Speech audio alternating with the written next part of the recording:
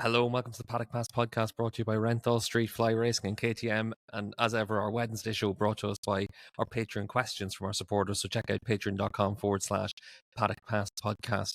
We're all pretty much on the move, so I'm going to apologise in advance for being in a Basque hotel reception. Anyone that's watching us on YouTube, Neil, you need to apologise for appearing to be in a brothel. And Dave, you're in a German hotel, so hopefully the Wi-Fi is going to be good enough. But Adam, you're not on the road just yet. You're still in Barcelona for another few hours. Yeah, that's right, Steve. And I've actually got to give my KTM 990 Duke back today. So I'm going to go for a bit of a blast around Montjuic Park because I have not run many miles at all on this fine motorcycle, and I need to at least get out a little bit more before it goes back. Maybe need some more time on it because, you know, with these back-to-back GPs, there's almost no time to do anything. But it is very interesting seeing the three of you in your different places. Steve, your hotel looks very sort of postmodern. Dave looks like he's in some very cheap German motel, and Neil is just in a boudoir. I'm just looking over my shoulder, actually, and anyone watching on YouTube will see that the Tour de France is on as well. So don't get too distracted there, Dave. But obviously for us, there's plenty of news to get distracted with, because as we start recording this, it's just been announced Remy Gardner is going to be back on the grid for this weekend's German Grand Prix, Dave. Yeah, I mean, it's an interesting move. I think it's because Cal Crutchlow is still recovering from surgery, and they needed someone with MotoGP experience, and Remy's got MotoGP experience. It's a smart move. There's a lot of things he's not going to learn, but I think sort of being thrown out onto a bike he's never ridden before at what is a really very peculiar circuit is going to be tough. But anyway, it'll be good for him. You know, good for him to get the chance. Yeah, and I think as well, just for Remy as well, the job he's done in World Superbikes this year has been really good. He's made a massive step forward into that second year, and the last few rounds he's been the top Yamaha rider. So it's good to see him get a little bit of a reward for it as well. And Neil, obviously, you know Remy very well from your time working for Australian magazines, so maybe a little bit of extra work for you this weekend. Exactly, yeah. You know, Remy did leave the GP paddock in a bit of a cloud after 2022. Obviously, that MotoGP year didn't go to plan, and you know, there were a host of reasons why he wasn't kept on by KTM. But you know, I think Remy's gone on to improve as a rider, and yeah, I think he's on to. It's not going to be an easy weekend. You know, the Yamaha isn't a competitive package at the moment. Sachsenring is an easy track, but at least Remy has good experience of the Sachsenring and won the Moto2 race there back in 2021. Yeah, not the only news as well, Adam. Yesterday, Aleix was confirmed as the HRC test rider as well. Yeah, that's right, Steve. I mean, I quickly tweeted this out because the reasons are obvious. It's a change of scene for him after being in Aprilia for so long. It's evidently a good contract. But you do have to wonder if there's something more to it. I mean, there has to be some ego-based decision, right? Because he would have seen the utter misery of his brother for 2 years in the inflexibility of the HRC system and trying to change a motorcycle that was inherently flawed. So it's I think Aleix must just be thinking, here's my chance to create some sort of big impact as a test rider. But I do wonder if he really knows what he's let himself in for. Yeah, it's an interesting choice. Also, it's quite clear that Aleix has had a massive impact on the Aprilia program. You know, he took them from the bike being completely competitive to being able to tempt someone like Jorge Martin to try and win a championship on it. And it looks like it's capable of. It's obviously capable of winning races, and it's obviously competitive for the championship. And then it's just down to the rider. But I mean, Aleix is a very emotional person. He's a very, animated person. Clearly, he can do the development work, but he needs very, very careful managing. And it's going to be very interesting to see how that whole relationship works out. He needs someone who sort of understands him, who knows that when he comes in and screams, you just sort of have to ignore him for a few minutes and then listen to what he says. So the role of a test rider is completely different to the role of a race. He's going to have to be much less animated and much more analytical. And that adaptation process, I think, is going to be really, really important. Yeah, I would absolutely love to see how he gets on when he throws a hissy fit right in front of Alberto Puig. I mean, that is something I would definitely pay to watch. But yeah, there were definitely hints that Aleix was interested in leaving Aprilia towards the end of last year. If you remember when Mark announced that he was finally going to leave Repsol Honda, there was a whole host of riders that were kind of throwing their hat in the ring for the Repsol seat this year, and I think Aleix Espargaro was one of them, which I think surprised a lot of people. And yeah, I think along with this kind of late career high that he's had, where he fought for the championship in 2022 and won races last year, I think you have to count the fact that he took Suzuki and Aprilia from basically nowhere right to the top, right to the pinnacle in MotoGP. I think you have to count that as one of his greatest achievements. So, he has a track record for doing this before, and I think it's a pretty canny signing from HRC, because the situation they're in, having Stefan Bradl as their test rider is just not enough. I think KTM have showed that you do need two top development riders at the moment, and HRC are following that path, so it's not going to be easy, but he obviously, I think, is aware of the challenges, and it's that thing where a rider has so much self-belief that they believe that they're going to be the person that can turn this alien project around. So I'm really interested to see how this impacts HRC. Yeah, the ego side coming to the fore there as well from you, Neil, on the thoughts relation. Obviously, there's plenty of other news as well. We have an update on the calendar as well. So, Ad, what's the story there? Yeah, I mean, our friend and colleague Audio Puigdemont just getting the scoops as usual in Assen for motorsport.com that, the Kazakhstan Grand Prix, unsurprisingly, is looking a little shaky. But the big kind of question mark, I mean, Audio wrote in his story that Qatar was going to act as a replacement, and that doesn't seem to be the case. I mean, it make the most sense because MotoGP is already going east, and Qatar, I believe, is the transportation partner for Dorna, so they're carrying most of the freight anyway. But it seems that it's not a lock at all. There's even been some rumors that MotoGP could do 2 races at Misano instead, or even Bruno, bizarrely, has been floated as a possible kind of replacement. I know Dave's already booked an Airbnb apartment. He was flooded with such enthusiasm and positivity over this rumor that he got immediately onto Booking.com. So it was quite pleasant to see that, Steve, because, he had been banging his fist on the table about Raul Fernandez for 2 days. So suddenly there was this gleam of light in the press room. But the thing is, Dorna have got a bit of a bashing on social media for these changes. And, we've had the cancellation of Argentina. We've also had the postponement of the Indian Grand Prix and also the mess around Kazakhstan. But I think you need to understand the bigger picture, and sports events promotion is hardly an easy thing. If somebody comes up to you and contacts you and says, I have government backing, I have good sponsorship, I have a great circuit, I'm investing money, I want a 3-year contract, let's do it, everything looks fantastic, then you as the promoter have to do your checks, and you have to make a decision, and you have to sign a piece of paper, and sometimes obviously that doesn't come off. I mean, just look at the checks on the ownership of football clubs in the UK. I mean, there's been some disastrous stories. The clubs even going out of business, immense history of these sports institutions, and they're wrecked by, chancers, basically. So it's not just in motorsport or in MotoGP. There's that sort of thing throughout any kind of promotion of sports events. So, but yeah, let's see where we end up. I mean, I find it hard to believe it's going to be Bruno. Qatar would be easiest, but it's, I'm not sure why that's not going to be confirmed. But it does seem as though MotoGP 2024 is going to be 20 races at least. So I know Dave would also like to go back to Portugal, but unfortunately that's in the other direction. I'd love to go back to Portugal, and the reason I booked my hotel in Brno was because it was cheap. It's cheap to do when you're not certain there's going to be a race on. Yeah, I mean, like, it is. This one I think is particularly painful for Dorna because the whole thing revolves around TV contracts in the end. Like, the Dorna will have a contract with broadcasters for a minimum number of races, and once you drop below a certain minimum, then there is going to be really it's going to be really it starts to get expensive. You start to get into fines and stuff, and so Dorna are really scratching around for a race.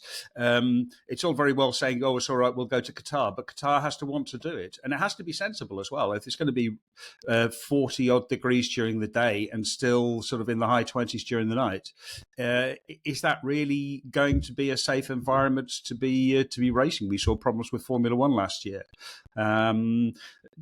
Finding replacement circuits is difficult, but I think what's happening here is Dorna's policy of signing contracts with penalty clauses so that they get paid whether there's a race or not is coming back and biting them on the arse, because normally it works out. They manage to find something, but this one, I can't. They can't. They're sort of really scratching around. If they're talking about Brno, if they're talking about back to back at Misano, if they're talking about Portimao, they probably got a percentage of the sanctioning fee, which they for the race being cancelled, which they would have had the rights to in the contracts from Kazakhstan. But I would bet that the difference between putting on 20 races and 19 races for TV contracts is much, much bigger. And I think this one is really going to be quite painful for them. Yeah, I think as well, Bishop's Court is up for sale for, what, £1 million. So maybe we should just buy that. The Paddock Pass Sunflower Grand Prix. We could get the 20th race. And Neil, there was a bit of Moto2 news as well, with Mark VDS confirming that they're switching from Calyx to the Boscoscuro chassis. Exactly, yeah. Just to go back on something that Adam was saying there, is that the Frank Bruno race circuit in the Czech Republic, Adam? Glad to see that someone is still adhering to Nick Harris's classic pronunciation of the Czech venue. But yeah, Steve, that was pretty big news from Colin Moto2, Veyes, Neil. Exactly. Colin Veyer. I'm not even bothering anymore. I've had multiple patrons pulling me up on this, so I'm really trying to get it right, but it's not easy. The only bit of Dutch that you've been able to say correctly is whipped cream, Neil. I'm not sure why. Yeah, whipped cream in Dutch is slagroom, which is a fantastic word, you have to say, and it doesn't really relate to... Let's go on. Slagroom, okay, there you go, but it still looks great. It's great written down. Yes, so where were we? Oh yeah, Mark VDS. Yes, Moving I mean, it's on. big. Moving on, exactly, swiftly. It's big news. Mark VDS have been with Calyx in the Moto2 class since 2012. I think they've won 3 Riders' Championships in that time. It's been a very successful relationship. But it does indicate that the tide maybe is turning in terms of, what is the most competitive chassis to be on in Moto2. Boscoscuro have had a sensational start to the year. It's riders sit 1 and 2 in the championship, I think. They locked out the podium in Assen. And it just seems that their means of working is and as well as the chassis being very competitive is what's kind of maybe luring another top team away. And I really wouldn't be surprised if this was the only team to switch to Boscoscuros for next year. I probably expect another 1 or 2 to do so. I think one of the things that Boscoscuro do well is they kind of pool their data like Ducati do. It's pretty much completely open between the MT Helmets MSI squad and the Speed Up squad. That's had massive benefits, huge benefits. I think Calyx is maybe a little more closed in that you have the data of your teammate, and if you're going wrong somewhere, then one of the Calyx engineers will be able to point you in the right direction of maybe where you should go with setup, but it's not that kind of open house in terms of data, being able to check other teams. So yeah, I think it's very interesting. And you have to say Mark VDS, one of the top teams in the paddock, one of the best funded teams in the paddock. They generally know which way the wind is blowing. So yeah, interesting development. Yeah, on to our questions from our patrons. So patreon.com/Paddock Pass podcast. Sign up, and on these Wednesday roundup shows after our Grand Prix, we'll bring you all of your questions. One of the questions came in from a good friend of ours, Martin Darlington, and Darla was asking about what's going to happen for the Yamaha lineup for next year. And Neil, I'm going to come to you on this one because Martin's asking us about maybe there's a situation where you move Rins to the Pramac team, Toprak to the factory team. It's, as Martin says, mostly coming from Keenan, but just a little bit of a follow-on to that as well. Why aren't there many Moto2 riders being linked with a seat like that? Yeah, I think both Paolo Campinotti and Lynn Jarvis sort of rolled out the top rank to Yamaha MotoGP rumours over the weekend. Unfortunately, I mean, I absolutely love to see Toprak try his hand on a MotoGP machine. Doesn't look like it's going to be a Yamaha next year. I think Rins is the priority, although he's obviously been injured since Assen, which is very unfortunate. I think realistic names in the mix: Digia, Jack Miller, maybe Miguel Oliveira for that Pramac seat, but I think they definitely want Rins to stay in the factory squad. And with regards to the Moto2 riders not really getting a look in, I'm just curious. I think this is maybe more me speculating than anything, but I think the fact that we're having quite a strange year in Moto2, obviously the tire suppliers have switched. I think that might be having some kind of impact.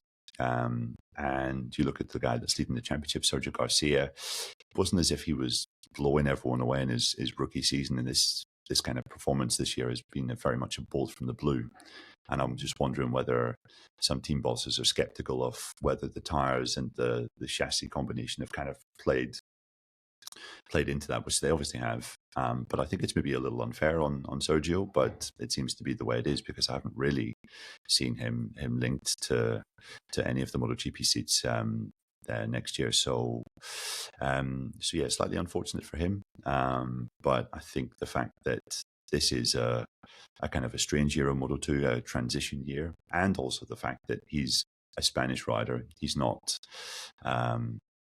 German or Austrian or there are already plenty of Spaniards in MotoGP. He doesn't really stand out in that regard because he's not exceptional. I think that's probably the reason, Steve. Yeah, and I think it's interesting. Yeah, and I think it's interesting when you look at Moto2 this year. We've had 6 different winners. Only 2 guys have won multiple races, so no one's really done that much to stand themselves out. So it'll be interesting to see what happens for that going forward. Dave, just we had a question in about we had multiple questions in about the tyre pressures. We had Lynn Sniffing Skid Marks, which I presume is just a username rather than an actual name, and Craig were all asking about them, and basically just whether or not there's a solution for preventing issues like this, or what's caused the problem as well. Well, I think we've made a big step forward this year with the rule changes where they went from 1.88 bar for 50% of the race to 1.8 bar for 60% of the race. By having sort of a lower pressure for a longer time, it gives the teams a little bit more wiggle room. And we've seen twice this year, we've seen tire pressure rules violated or infractions. At Assen, it was Marc Marquez, and then basically it's about being bumped wide. The tire pressure rules are functioning in the normal race circumstances. They're actually working quite well. People aren't complaining about it.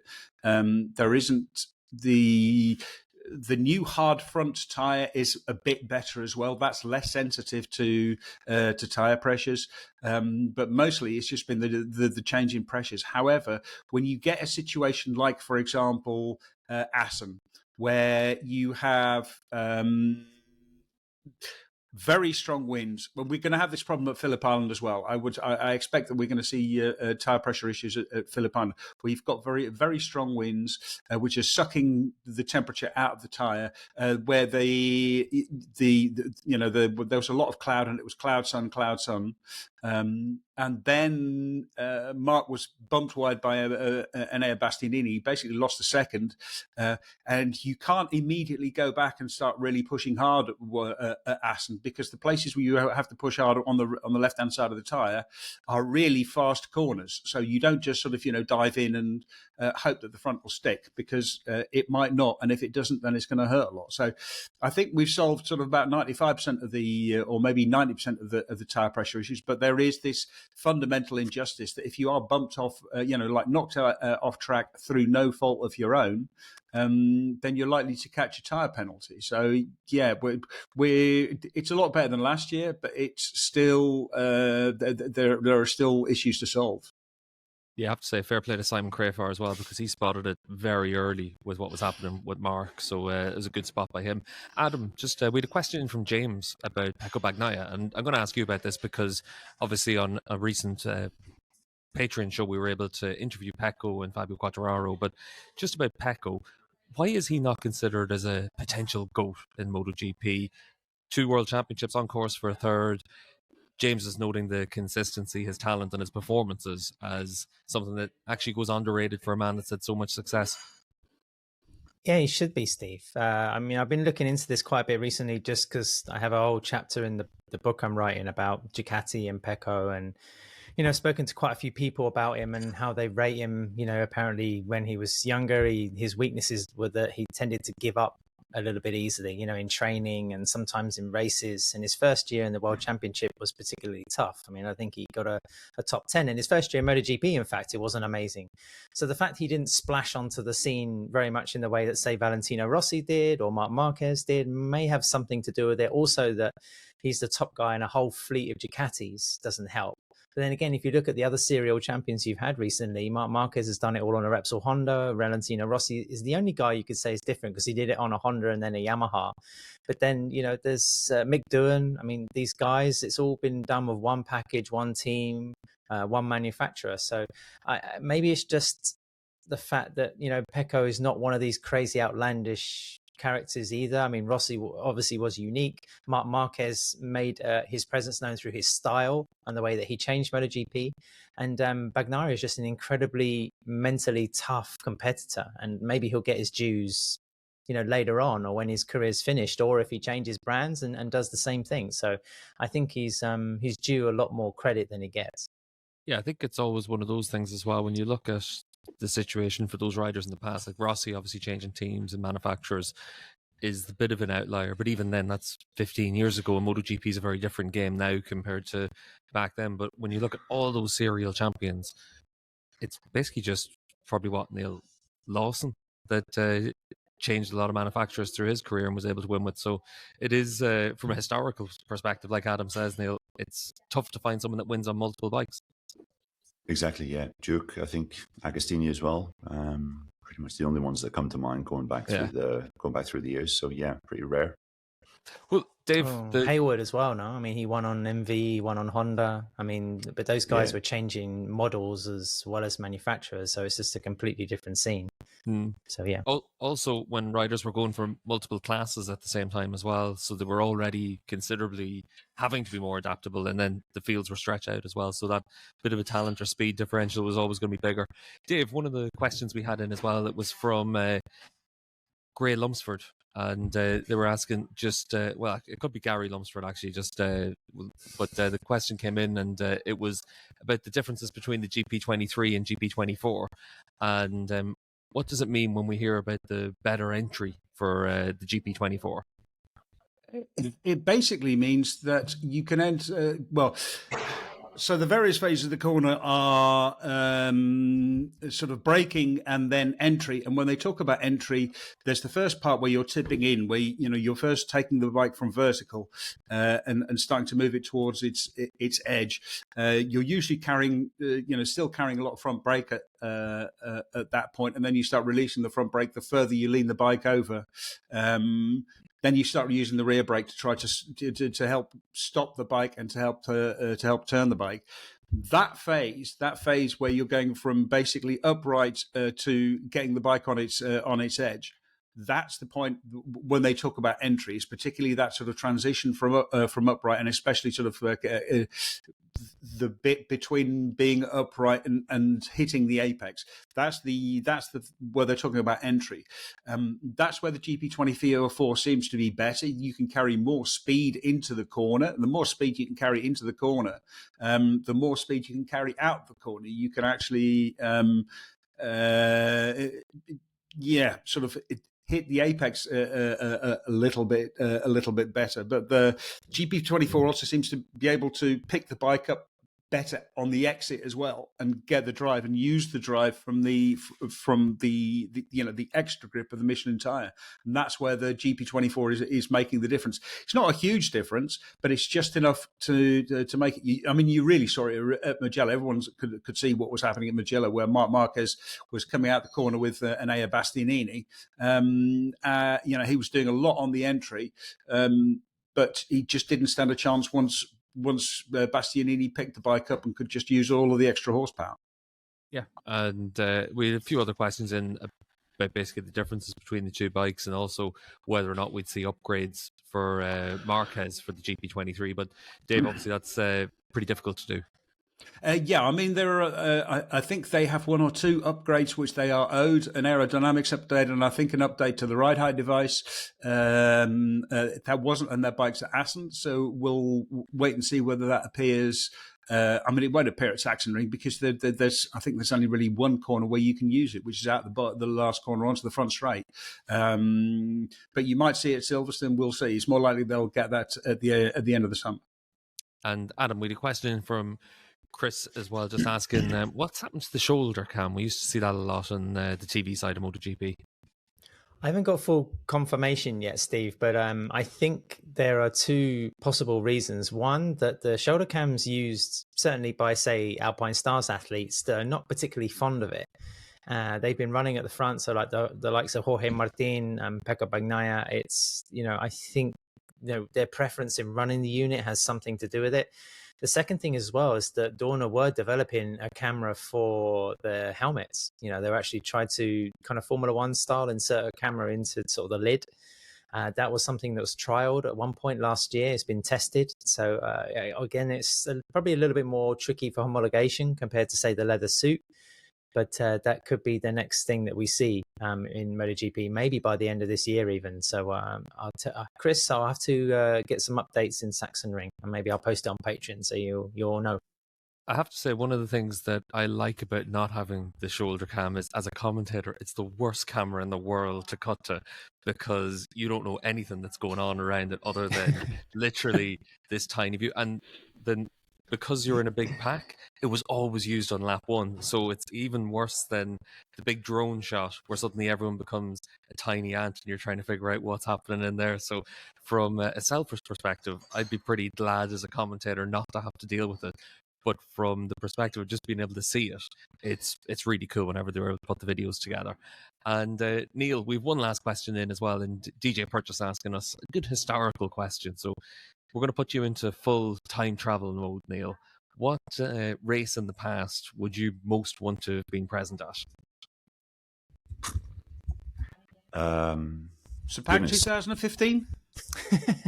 I was there, Dave, actually. So, Bring me back, says Neil. Yeah, take me back, exactly. That's a very good question. I mean, we could probably do an entire podcast on this, if I'm being honest, DJ. But just we might have to make it into a little Patreon special, Neil. I can stick around for one of them with you. Yeah, just like off the top of my head, I mean, there was that Heelwood Agostini battle, I think in the Senior TT 67, which everyone still raves about, which I think Agostini he broke down at the end and sort of like pulled off the track in tears, but that was supposed to be an epic battle between two greats. Spencer and Kenny Roberts at Sweden. 1983, that pretty much decided that year's title after an epic fight. I would have to go for that one. And Paul Ricard's 1988, one of the great 500cc races, I think you would say. I think it was Gardner, Lawson, Saron, Schwantz all fighting for the victory. And Gardner broke down on the last lap. Had big implications for the championship. So, if I was picking three off the top of my head, I would say those. He's asking for past races, not for your predictions for the Grand Prix, where you get to pick like 8. It's just one choice, mate. Can I give a voice here? I'd like to go to 1989 Phillip Island, first 500cc Grand Prix there, an amazing battle, and it would have been very cool just to have been at that circuit's inauguration, and it was really memorable. Also 1990, if you can get two slices, then go back to the same two amazing races.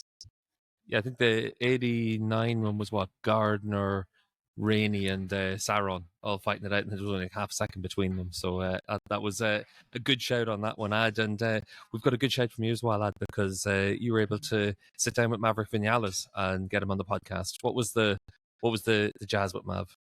Yeah, it was on Thursday in Assen inside the Aprilia Hospitality. So it was a little bit noisy around, but, it was the first time we'd had Maverick talking about, this is before he went into the official press conference. So it's the first time we had him chatting a little bit about, his move for next year to the Red Bull, Tech 3 team and KTM team. And then also just a little bit about other stuff, why we haven't been able to see the Maverick Vinales that popped up in Qatar. So, yeah.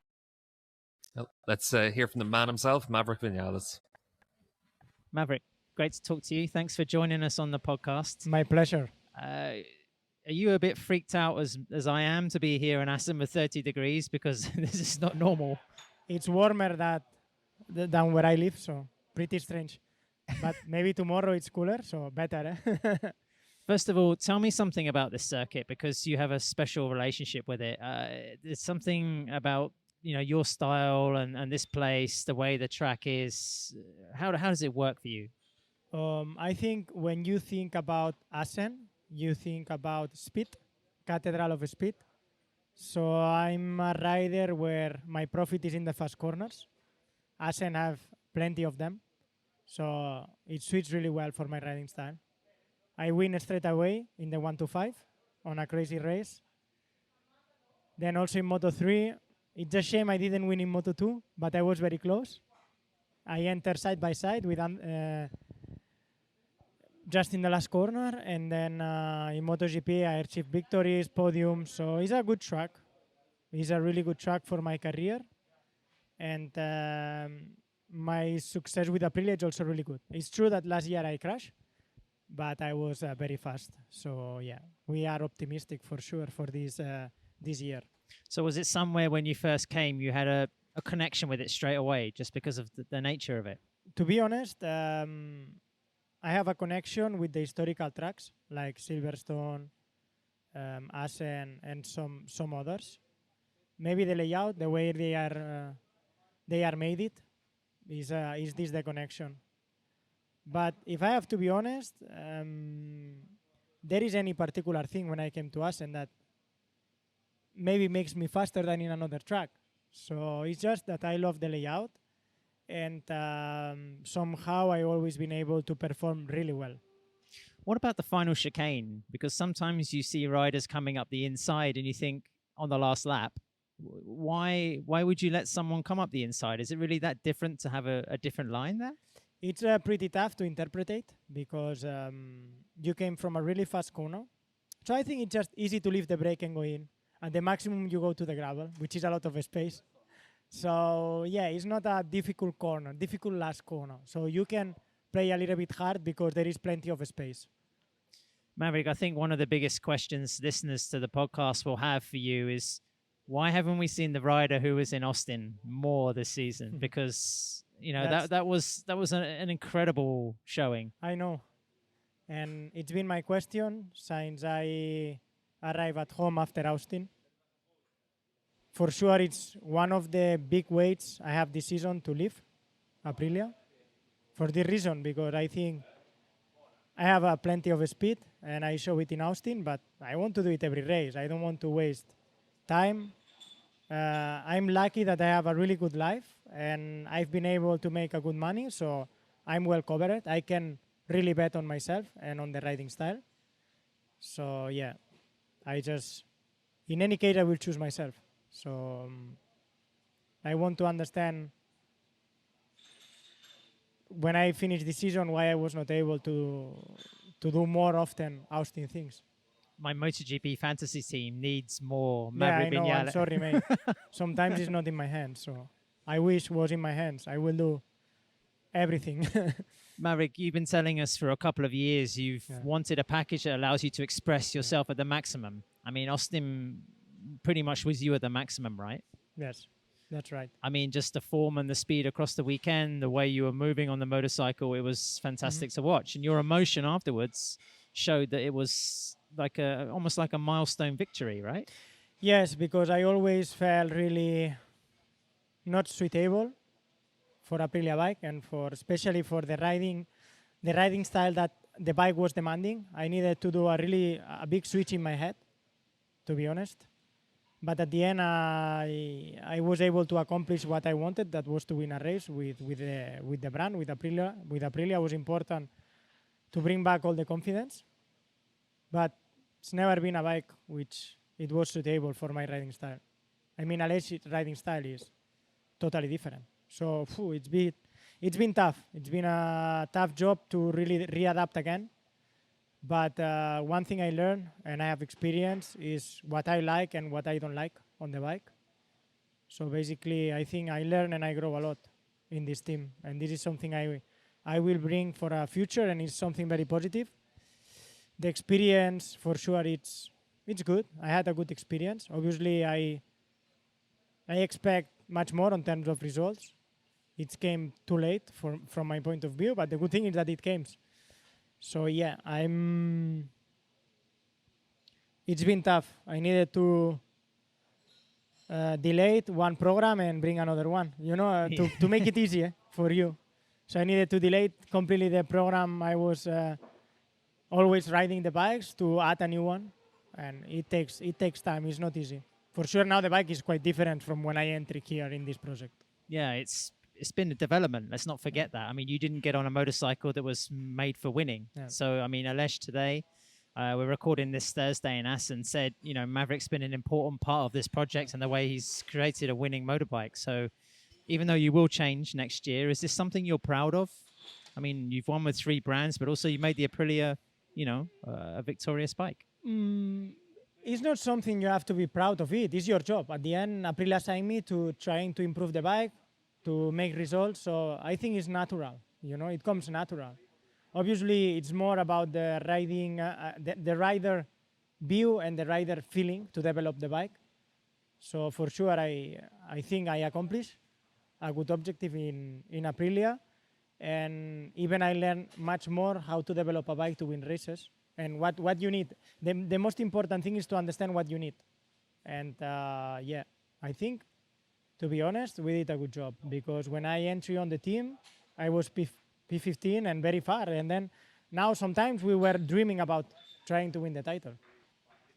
Maverick, we play football together as well, yes, sometimes before the GPs, and you're good at that as well, damn it. Thank you. No, you too. You're a good striker. The one thing we see just from playing football is how close you are with people in your team. Okay. And I think in the press conference in the Grand Prix in Catalonia, you credited Manuel, yes, your relationship with your crew chief. That's obviously something that's been very important to you in the past, to work with Esteban as well. Tell me about that. I mean, what is that link with the crew chief that helps you? Is it just a communication thing? Is it a trust thing? Why is it so important? For me, it's a trust thing. You have to bring yourself, the bike, the tires, everything to the limit and go over it, because everyone goes to the limit, but you have to go over it. And I think to make that 2% more, you have to trust. Otherwise, it's very tough, So especially when I can feel that I have, in this case, Manu in my side, I trust everything will be ready when I will need to switch my head off and go over the limit. So basically it's on that. It's all about trust and about believing you will have the best on the race. This is really important. Manu seems like an emotional guy. Is that more good? Than me? Yeah, is that good and is that good and bad? I think, of course, we battle, we fight to each other, but the simplicity and the communication we have is always from respect and with a lot of self-respect and loyalty and love. So we can say to each other whatever we like, that at the end of the day we know that it's for improvement. And it's important to get this connection. I think from Manu's side, it will be difficult to find a connection like he has with me, and for my side also. So right now, we always think that we can be able to accomplish the objective. Just we need to find out how. Maverick, I think your fans and people who look on social media can see that your life is very simple. You have racing, you have cycling and training, and you have, your daughters and your wife. I think also in the MotoGP Unlimited series, we could see how important it was for you to have that support back at home when you come away from this MotoGP bubble. Yeah. Talk a bit about that, because, your life as a father and then also as a racer, they're two very different things. Yeah, it's very different, but at the same time, it's not that different, because you always try to be the best at home. And kids bring you to the very, very limit mentally all the time. So it's tough. I don't know how to say, but all the time they are pushing you to the absolutely limit, trying to make you go crazy. but it's nice. If you handle this, you can handle everything in life. And somehow, for sure, what I understand is that athlete life and father life are completely the opposite. So it's not complementary.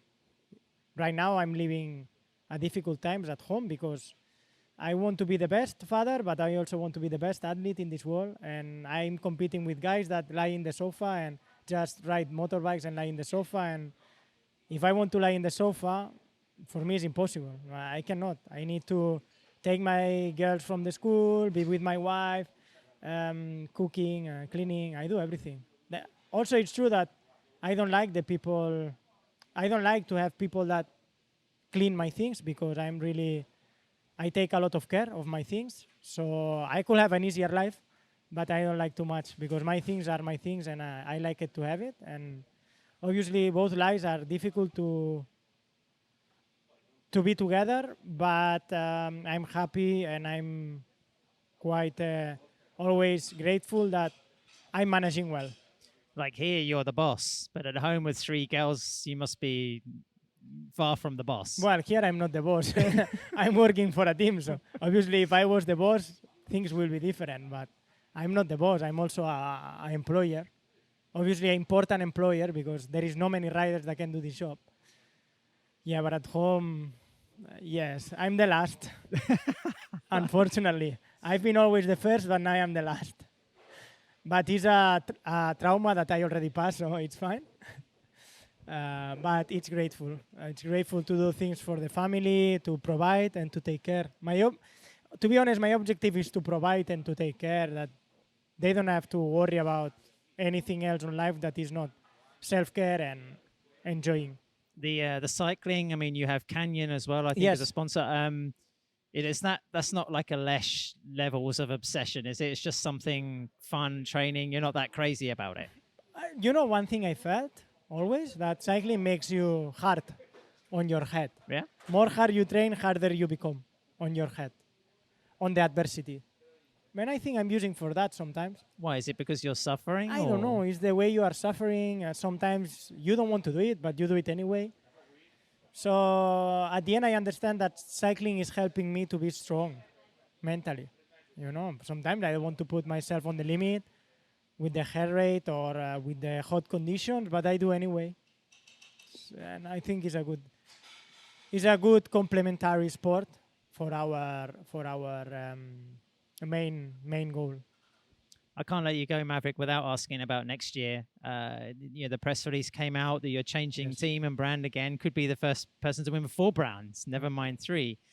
Talk a bit about your decision, your thinking about that. What was the main motivation?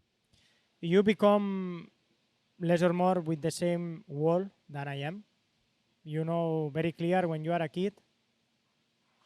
This maybe Aprilia will kill me to say that, but you dream to be KTM Red Bull since you are a kid, and more in the world. And you know very well, all the motocross guys and everyone love this family.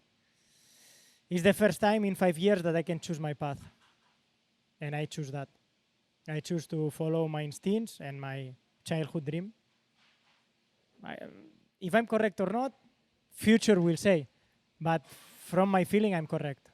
And of course, some people tell me you are crazy, or some people didn't believe the move. But until yourself is confident and you believe, I think it's enough.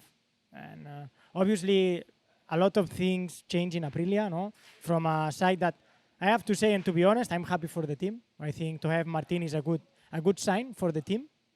We'll see on the results for the future, but in the present tense, is a good thing. But my choice was a bit before in my head, and I had the opportunity to do it, so I just follow my dreams, and this is one of them. This was one of them from the beginning of my career, since I was a kid. I could not be in Asho team, which also was a dream to be, but at the end I enter. So people were also linking you with Repsol Honda, and they, for a young Spanish kid, that is a dream. They always told that they were offering me so much money. I say, fuck, I walk until Japan. I walk to Japan if you like. No, I'm joking. I'm not driving for the money. Yeah. I'm driving from my dreams. As I said, I'm really lucky that my family and my future is solved. And I'm really lucky for that because I can follow my dreams. For sure, KTM will have some less motocross bikes in their stock next year, because I don't know if you'll be taking a 250 or a 350 or a 450. Okay. The garage whatever. I enjoy with whatever two-stroke. bike. We've got 2-stroke Awesome. 125. But anyway, Maverick, thank you ever so much for Muy your bien. time. Best of luck here in Thank you Assen this so much, weekend, guys. and And, for the rest of the season. Thank you.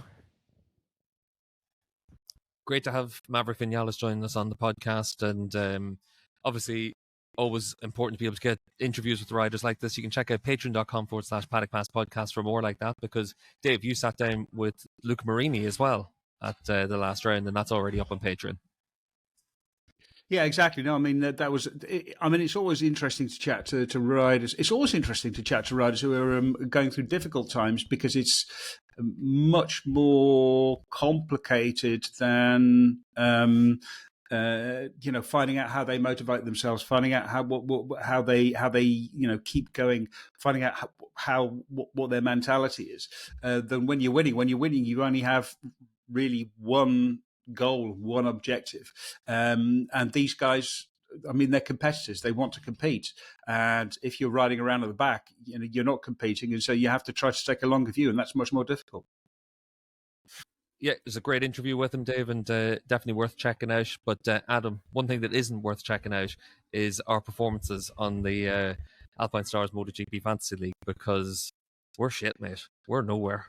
And it's getting worse moving for on me. to Sachsenring, this is do we probably boost- one of the. Do we just boost Mark and just hope for the best, Ad? Is that our only chance of getting back into some semblance of competitiveness? I just realised I haven't updated my team in about 4 rounds. Steve, it's not good enough. I don't understand how I didn't get many points from the weekend. I mean, I had Pecco, No, I know had how I didn't have Digia. many. Oh, what was who was in your team? Acosta and Aleix, so that was not very good for me. Well, you have to go back to asking Neil to pick your team, and then you might be sailing through the rankings. The one week he did it, he cost me points. I want to make this perfectly clear, but I think his riders probably would have served me better now than anything I've bothered to put in. But like I said, I haven't updated it for a few rounds. Dave, on the other hand, though, you're still flying high. Let's hear I'm from just the not king saying anything. himself. Yeah, obviously it's all skill and talent, and nothing to do with pure luck. Obviously. One thing that's all skill and talent. We'll move swiftly on to the German Grand Prix in the preview for Sachsenring. Neil, this has always been Marc Marquez's favourite track of the calendar. This is a place where for so long he was completely unbeatable. Is this where we get his first win of the season? I don't know, Steve. I don't know. I think earlier in the year you would have said absolutely. After Jerez, after Le Mans, you would have said yes, this is definitely it. But the performances of Pecco and Martin over the past 2 race weekends, I think it's going to be tough. I mean, those were the 2 riders that were battling at the front of last year's race, which was really great. Sunday GP was actually a fantastic GP. Went right the way down to the last lap. Martin just beaten Pecco in a great last lap fight. And I think Mark's comment on Sunday at Assen was quite interesting. If he's absolutely on it, it means that he's going to be with them. It doesn't mean that he's going to be off in the distance like in his kind of peak Honda years at the Sachsenring. So, yeah, it's going to be one of the stories of the weekend just to see how Mark gets on. You have to say he's going to be in the mix, surely. But I don't think this is I really don't think this is kind of a foregone conclusion as it was, with Mark in previous years here.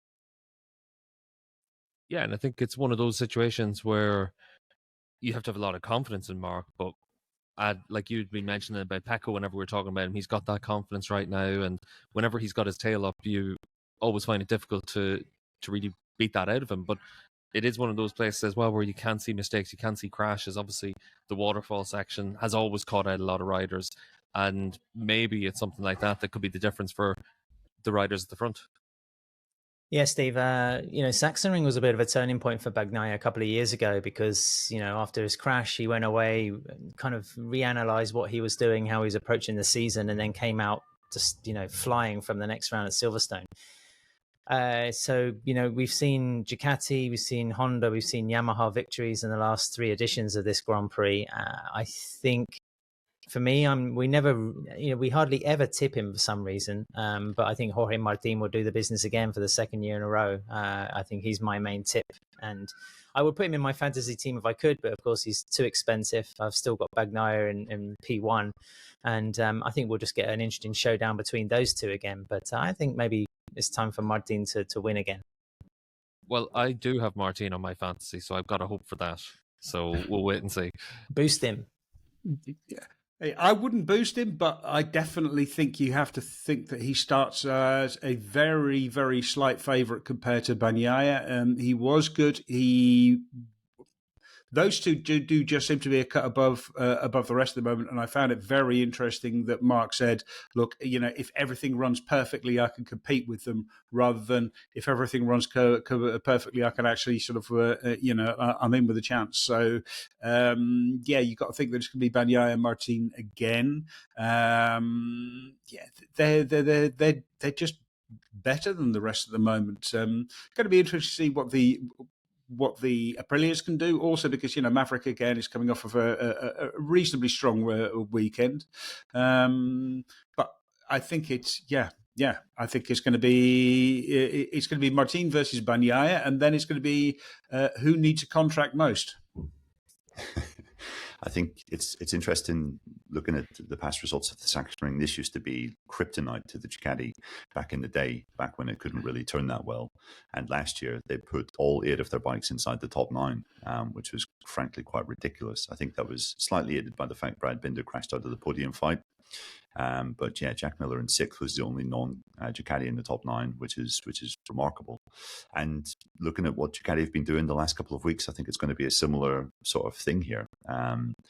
I do have slight hopes for KTM, but they've not really been in the mix recently. Same for Aprilia. Aleix was on the podium here in 2022, but just Ducati are showing such a kind of show of strength at the moment that kind of can see a bit of an Aston situation where it's the 3 guys that are fighting for the championship, maybe plus Bastianini, Digia as well. I am interested to see what Acosta can do. This has always been a great track for Acosta. He goes really well on anti-clockwise layouts. He won this Moto3 race here. He had a second and a first in Moto2 here. Last year's Moto2 victory was complete domination. So I do hold out hope that Pedro can maybe get amongst it. But whether he has enough to fight with Bagnaia, Martin, maybe Marquez, I think that's a big ask. I have to say, one of the things I found really interesting whenever I was listening to Sunday's pod was whenever he was talking about Acosta and the hard work that goes in for him as well. And behind the scenes, whenever it's a talented rider, you always think that talent wins out. But it is just about being able to put in that groundwork. And he's still the guy that you see doing the figure of 8s in the car park for hours on end back in Murcia. So it is one of those things that this weekend on that anti-clockwise layout could well help him quite a bit. And I think one of the things that helps us out quite a bit is Patreon as well. So like I said, patreon.com/Paddock Pass podcast to support us on the podcast. That's where you'll get the Paddock Notes show through the course of the weekend. And Adam, I know that you're a big fan of the Discord channel that we have now with our Patreon supporters as well, where we're able to chat with them and just give them bits of insight from inside the paddock all the way through a weekend. It's pretty cool. Yeah, that's right, Steve. As well as being able to rip the piss out of each other, it's just another outlet. And there's no cathedral chat this weekend, so you'll like that. Oh, amazing. Yeah. It's I do like Sachsenring. It's such a freaky calendar. It's a freaky race on the calendar. It's and also it's always so busy. I think they've had plus 200,000 crowds since, I don't know, pretty much since the middle of the last decade. So it's always a busy event. It's a cool one, slightly different, slightly quirky. And I'm looking forward to it. And yeah, the other thing about Sachsenring is this is like the centre of motorcycling and motorcycle racing in Germany to a large extent. Lots of the people in the paddock, lots of the Germans in the paddock actually come from around here. So yeah, that's what makes it such a well loved and well visited event. Yeah, well, the last time I went Sachsenring was the same day as the World Cup final as well. And on the Sunday night, we all went into town and watched it, and it was great. The atmosphere was always really cool there. And Neil, it's one of the few tracks that's changed over the years and changed for the better when you look at the end of the lap section now compared to what it had been whenever MotoGP first went back in '98. Yeah, exactly. It was a bit Mickey Mouse, wasn't it? That final section in '98, there was this like little crappy chicane just on the exit of the final turn, and you would go through this little left-right flick. And I remember Mick doing, in particular, giving off, saying, "Oh, you never get out of second gear. What is this crap track that we're going to?" Now it's definitely. It does produce a proper unique challenge, and it's a kind of a circuit of two halves. I mean, the first part is so tight and quite slow by MotoGP standards, and then what you get coming through the waterfall, then that lovely downhill swooping into the final double lefts, it really does open out into this kind of fast, exciting place. So it's a cool spot, and one of the cool things about it that I love is that you can just walk to the end of the paddock and you're basically stood right on the edge of the gravel trap at the waterfall. So it's a fantastic place to go and watch whenever you've got a free minute or two. So yeah, I'll be definitely doing that over the weekend. Yeah, it's a great track to go to as well as a spectator, because there's so much of it that you're able to get right in on top of. So definitely worth putting on the calendar at some stage for any MotoGP fans. As I said, patreon.com/Paddock Pass podcast. We'll have lots of content all the way through this week's racing and then during the course of the summer break. So I know the three of you are excited to either get there in Adam and Neil's case, or Dave, you've got another few hours before you have to get to work. So we're going to wrap up this week's podcast and then check out the Paddock Notes show during the course of the weekend if you want to keep yourself up to date with everything happening in the MotoGP paddock. So big thank you to everyone on Patreon, big thank you to Fly Racing, KTM, and to Renthal Street for supporting the Paddock Pass podcast. We'll be back on Sunday night with our roundup of the German Grand Prix.